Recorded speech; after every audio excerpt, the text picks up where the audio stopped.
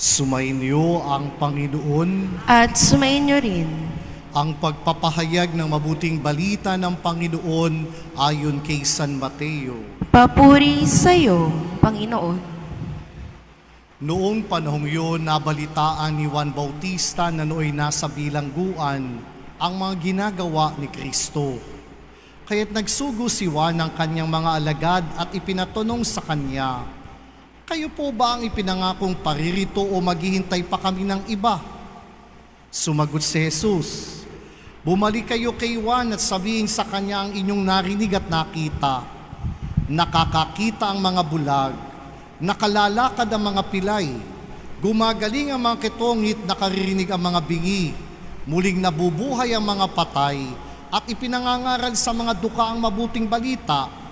Mapalad ang taong hindi nag-aalinlangan sa akin." Pag-alis ng mga alagad ni Juan, nagsalita si Jesus sa mga tao tungkol kay Juan. "Bakit kayo lumabas sa ilang? Ano ang ibig niyong makita? Isa bang tambo na inuugoy ng hangin? Ano nga ba ang inyong nais makita? Isang taong may maringal na kasuutan? Ang mga nagdaramit ng maringal ay nasa palasyo ng mga hari. Ano nga ba ang ibig niyong makita? Isang propeta? Oo, at sinasabi ko sa inyo, higit pa sa propeta, sapagkat si Juan ang tinutukoy ng kasulatan. Narito ang sugo ng aking ipinadadalang mauna sa iyo. Ihahanda niya ang iyong daraanan. Sinasabi ko sa inyo, ang mga isinilang ay wala pang lumilitaw na higit na dakila kay Juan Bautista. Ngunit ang pinakaaba sa mga taong pinaghaharian ng Diyos ay dakila kaysa kanya. Ang mabuting balita ng Panginoon. Pinupuri ka namin, Panginoong Hesukristo. Ang ikatlong linggo ng Advento ay tinaguriang Gaudete Sunday, linggo ng kagalakan. At marahil sa mga pagbasang natirinig natin, higit na nagiging ganap ang galak at saya sa gitna ng mga supresa. And who are the people enjoying surprises in life? It is not the elders. It is the young people. The children, mga bata, gustong-gusto nila ng sorpresa. Dahil tayong mga nakatatanda, we always wanted to be the one in control. According to our plan, according to our timeline, according to our calendar, and if things are happening in this way, we do not find joy anymore. But the readings of today invites us to reflect na ang galak at saya ay mararanasan kapag tayo'y namamangha, nabibighani sa mga sorpresa at pamamaraan ng pagkilos ng Diyos sa ating buhay. Sa unang pagbasa sa propesiya ni Isayas, ating narinig ang magagandang larawan mula sa kadiliman patungo sa kaliwanagan, kasalatan patungo sa kasaganaan, sa kawalan patungo sa pagiging luntian. Ano ang propesiyang ito ni Isayas? Patungkol sa bayan ng Diyos, walang iba kundi ang mga Israel na nooy napatapon sa Babylonia, bunsod ng kanilang kawalang katapatan sa Diyos at paghahangad na sambahin ang maraming Diyos-Diyosan ng mga banyagang bansa. But where is the surprise? That in spite of their evil and sinful ways, through prophet Isaiah, allows them to believe that they will be gathered once again as His nation, and they will reap the fruit coming from God, not because they deserve it, but it is born out of God's goodness for them. At ito po ang nakasusupresa sa mata ng mga Israelita na yung kasamaang ginawa nila, susuklian ng Diyos ng kasaganaan. Panunumbalikin sila sa tunay nilang tahanan. Sasagana muli ang kanilang kabuhayan at magsasama-sama ang magkakahiwalay at nagkawasak-wasak na pamilya mula sa pagkakatapon sa banyagang lugar. Such kind of prophecy surprises the people Israel. And out of that prophecy, there is joy within them, though it is not yet becoming real. But trying to capture it into their imagination through Prophet Isaiah, always ignite and spark something good will happen after all this turmoil, after all this chaos, after all this exile. Naganap ang supresa ng Diyos, not because they deserve it, but because God remained to be good towards His people. At dito ho tayo namamangha sa ating buhay, na kahit tayo nakagagawa ng malalalim na kasalanan, mga pagkakamali at di tapat sa Diyos, when we focus on God's goodness in our lives, that is the point wherein we find joy that this God is a God who is not after our merits. He is a God who can do only good for His people. At kapag napapagtanto natin yan, may kakaibang galak at saya na ang Diyos na ito, hindi tayo sinusukat ni binibilang ang ating pagkakamali, sapagkat ang Diyos ay nananatiling mabuti sa gitna ng ating mga pagkakamali at pagkakasala. Dito tayo namamangha at may malalim na saya na bumubukal sa ating kalooban. But for that to happen, we need a lot of patience in our lives. That's why, in the second reading from the letter of St. Paul, from the letter of Apostle James, he uses the illustration of a farmer working to his field.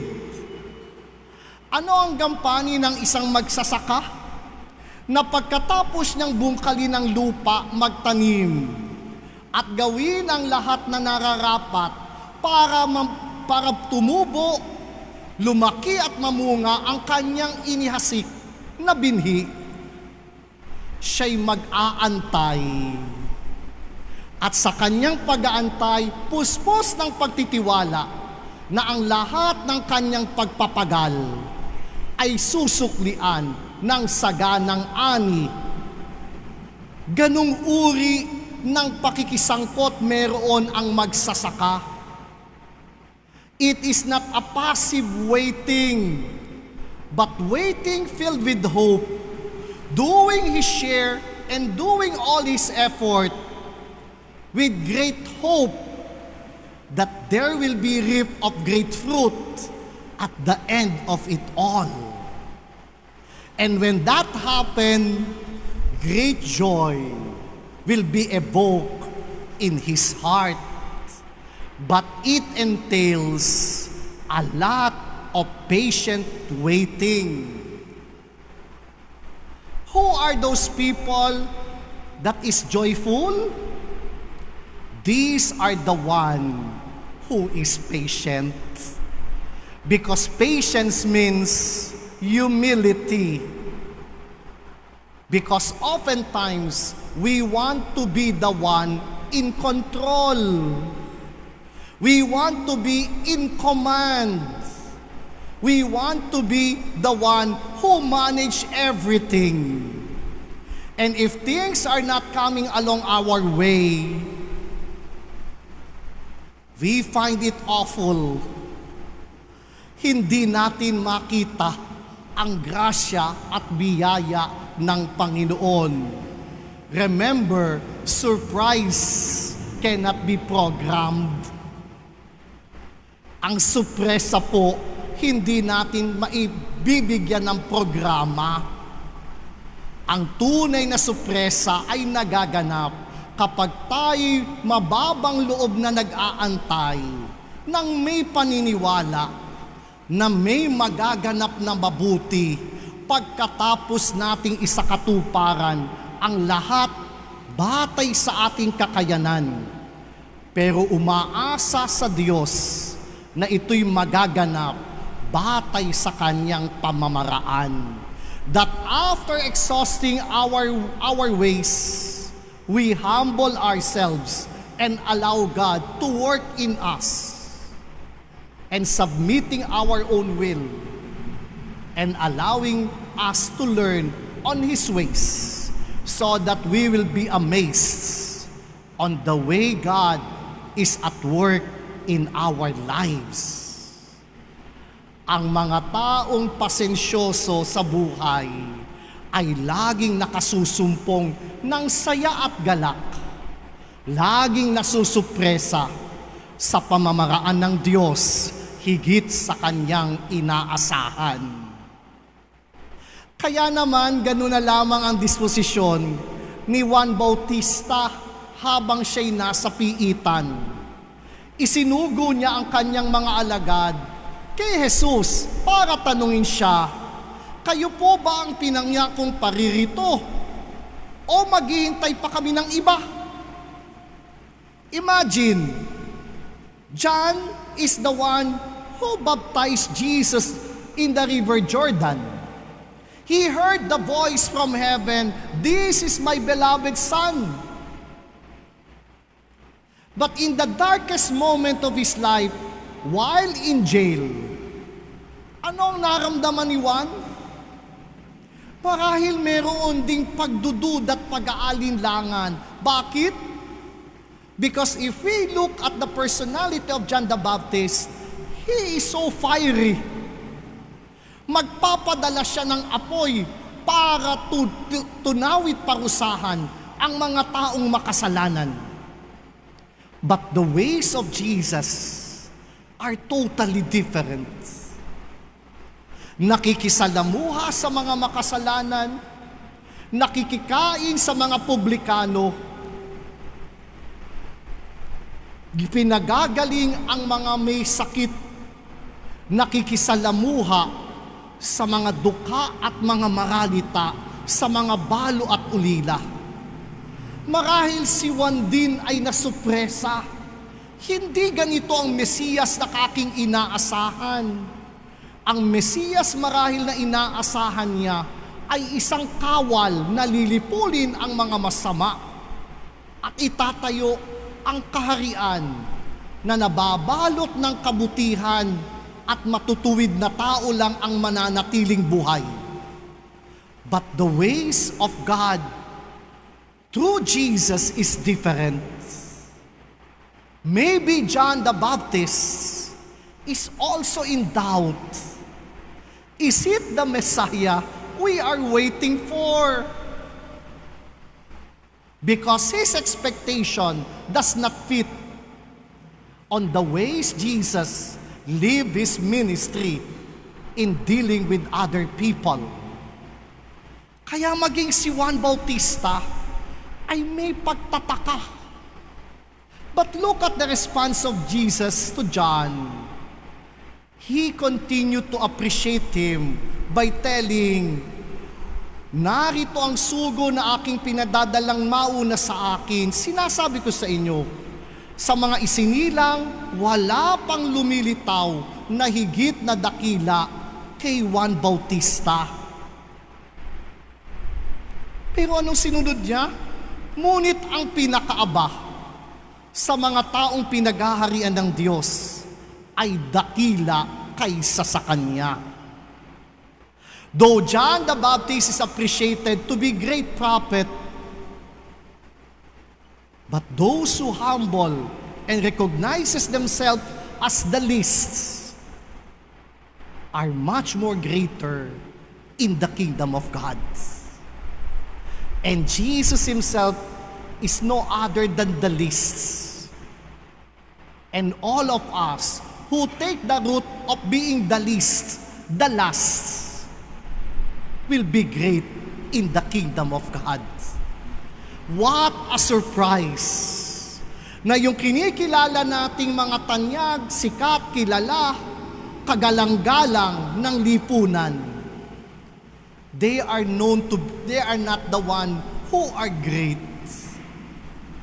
But it is by being the least, pinakaaba, sila ang pinakadakila sa kaharian ng langit.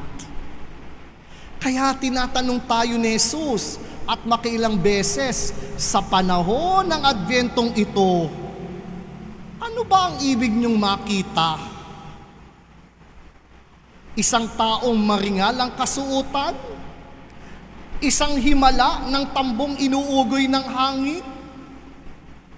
Ito ba ang gusto nating makita ngayong panahon ng Kapaskuhan? But Jesus would like to tell to us, He is a God of surprises.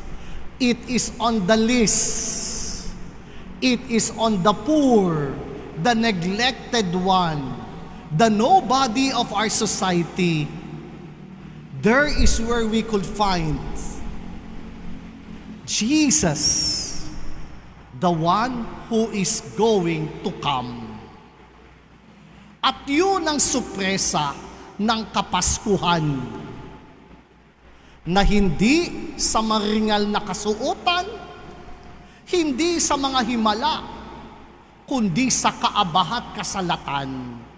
Higit ang Diyos, darating at makakadaumpalad natin magdudulot ng malalim na galak, saya sa ating buhay. Kaya po sa linggo ng Advent, katlong linggo ng Advento, Gaudete Sunday, our God will bring us joy. But remember, His joy comes in great surprise. Something that we do not deserve, and yet God continuously showering us. Joy that is born out of our patient waiting. And lastly, joy beyond our expectation, that in the little ones, the least, it is where we could find and encounter the person of Jesus. Kaya hayaan natin sa panahong ito ng Advento, patuloy tayong supresahin ng Diyos.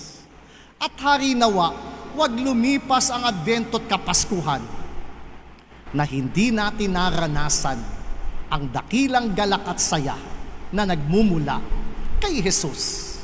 Isang aba, pinakamaliit, hindi nakikilala. Subalit doon matatagpuan ang dakilang saya na handog ng Diyos sa sangkatauhan. Dalawang bagay po. Una ay ang simbang gabi na magsisimula sa Lunes ng gabi. Ang mga misa po natin ay alas 8 ng gabi at alas 4 ng umaga. Kaya ang mga misa po natin ng alas 6 ng umaga ay ika-cancel starting Tuesday, at lahat ng mga 6 p.m. Mass ay magiging 8 p.m. Mass for 9 days.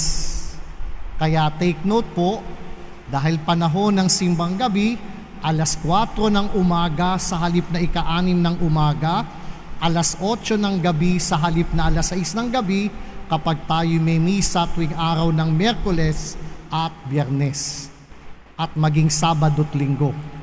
So, meron din pong misang magaganap sa PN doon po sa cover court ng ating simbahan, alas 6 ng gabi.